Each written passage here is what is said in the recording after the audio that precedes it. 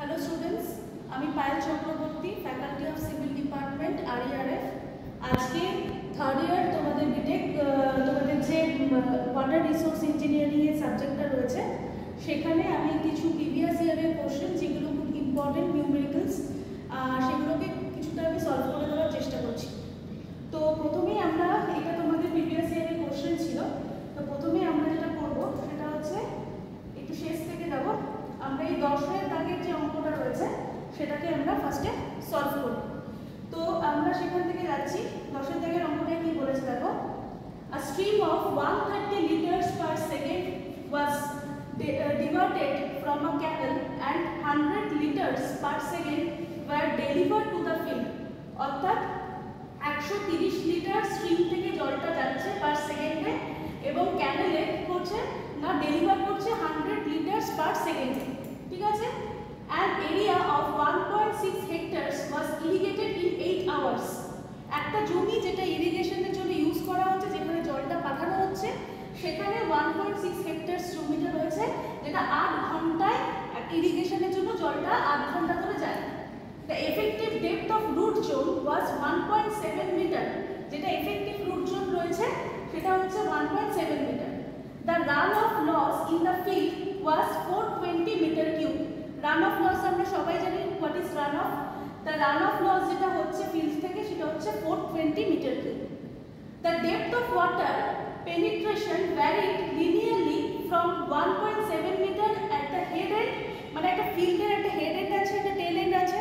Head এন্ডে তোমার linearly যেটা পেনিট্রেশন হচ্ছে সেটা হচ্ছে 1.7 মিটার, আর যেটা হচ্ছে লোয়ার এন্ডে টেল এন্ডে যেটা রয়েছে সেটা হচ্ছে 1.1 মিটার। এখানে কি বলেছে, available moisture holding capacity of the soil is 20 centimetre per metre, ঠিক আছে, এটা ভালো করে দেখবে, per metre depth of the soil. It is required to determine the water convenience efficiency, water application efficiency, water storage efficiency and water distribution efficiency. Irrigation was started at a moisture extraction level of 50% of the available moisture। তাহলে আমাদেরকে এই অঙ্কটা যেটা আসে এটা খুব important একটা problem. এই প্রবলেমটা 15 মার্কসে আসে, এটা গ্রুপ সি তে নরমালি থাকে। এই ধরনের অঙ্ক, এই অঙ্কটা তো করবেই, প্লাস এর সাথে সাথে এই ধরনের অঙ্কগুলোও প্র্যাকটিস করবে।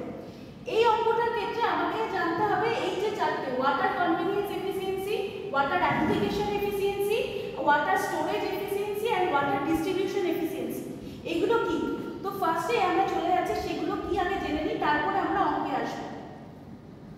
এই দেখো, এফিসিয়েন্সি ওয়াটার কনভেনিয়েন্স, ঠিক আছে, এটা কি? It is the ratio of water delivered into the field from the outlet point of the channel to the water entering into the channel.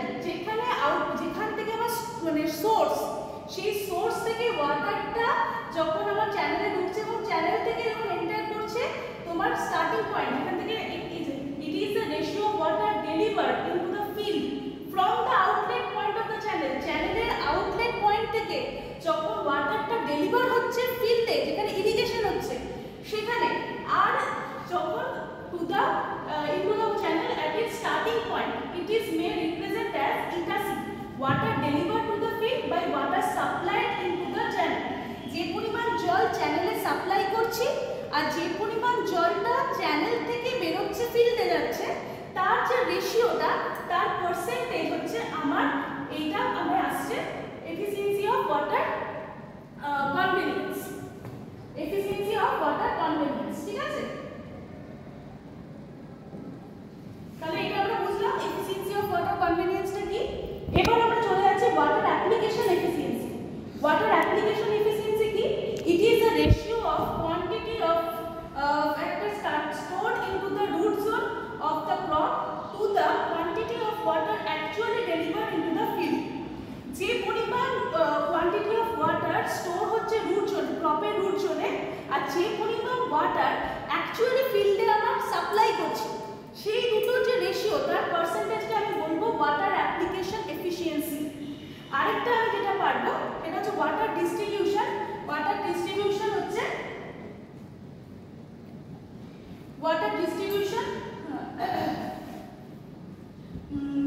Distribution এফিসিয়েন্সিটা হচ্ছে তোমার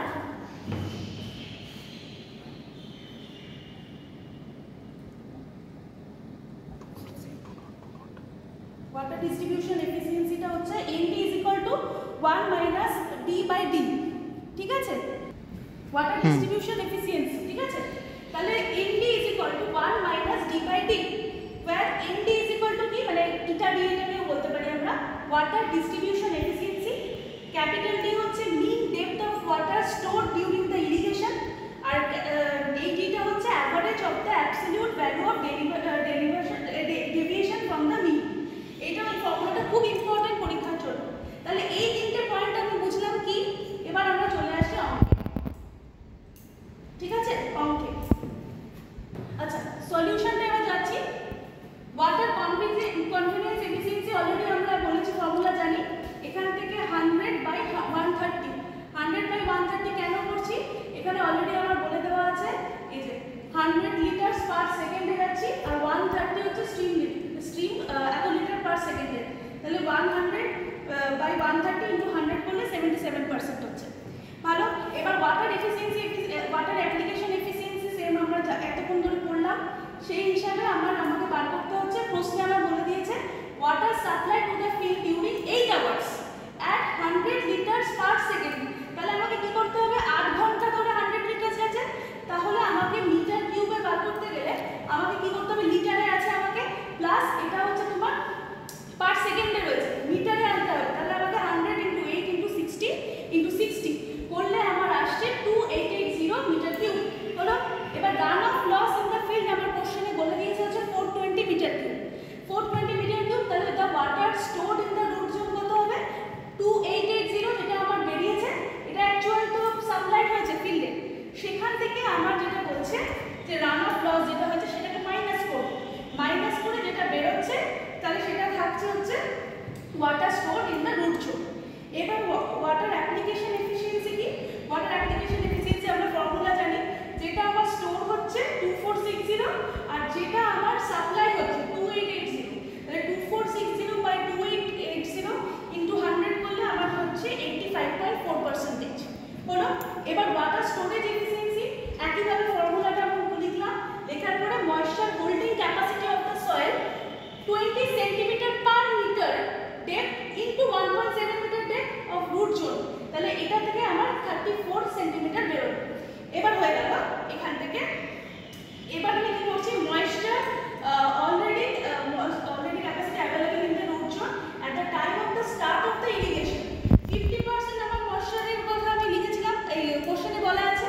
তাহলে 50/100 × 34 করে আমার অ্যান্সারটা বার হচ্ছে। এবার additional water requirement in the root zone কত হচ্ছে, 34টা আমার বেরিয়েছে, আর হচ্ছে -17 আমি যদি বাদ দিই তাহলে অ্যাডিশনাল ওয়াটার কতটা আমার রিকোয়ারমেন্ট হচ্ছে সেটা আমার বেরিয়ে গেল।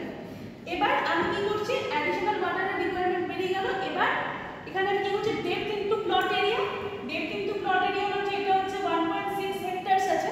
তাহলে 1.6 × 10⁴ করে নিলাম। করে নেওয়ার পরে এই 17/100 করলে আবার এই ইউনিটের চেঞ্জের জন্য করলাম, তাহলে মিটার কিউব হয়ে গেল। তাতে আমার বেরোলো হচ্ছে 2720 মিটার কিউব। এবার but the actual water stored in the root zone already আমার বেরিয়েছে 2460 মিটার কিউব, ঠিক আছে। তো ওয়াটার স্টোরেজ এফিসিয়েন্সি তাহলে কি হবে, 2460/2720 × 100 করলে 90%। সেম ভাবে ওয়াটার ডিস্ট্রিবিউশন এফিসিয়েন্সি, ফর্মুলা আমরা জানি।